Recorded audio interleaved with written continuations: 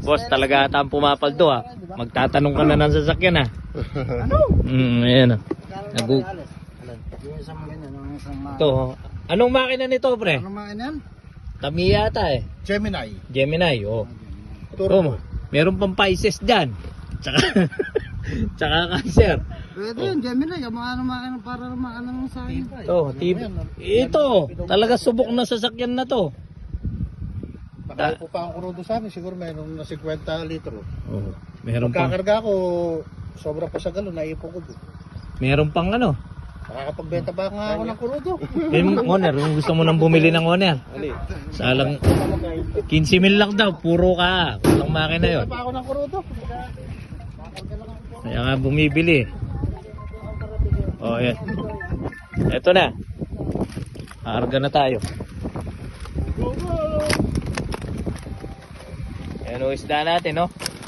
Okay. Ano pre, magkakasundo ba kayo niyan? Bigyan mo ng magandang laban. Tawaran mo ng... Libre galon yan. Libre galon. Pero ang tangkino nasa lalim. Hindi.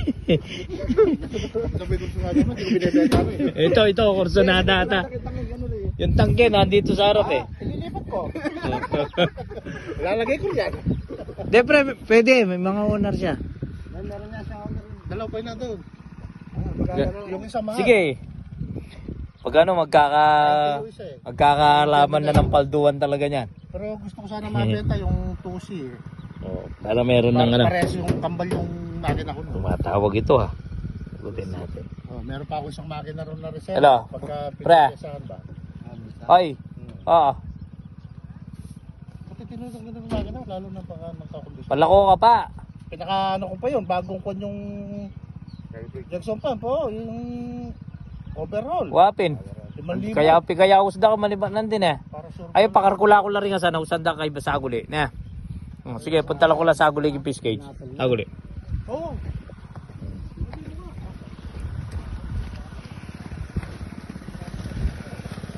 Boss, happy na nga din? Happy na. Ayan na yung kalkulasyon sa isda. Kaya kailangan alaman natin. Dahil pakargahin natin itong mga motor. Tapos yung truck dito rin. Sige. Ito yung isda na. Walang pagbabago. Sige pre, lakasan mo na lang ang timbang nila para makuswelo sila sa panghuli, no Manong? Sige, wala pa. Sige, masosolve kayo. Okay na. Go, go, go.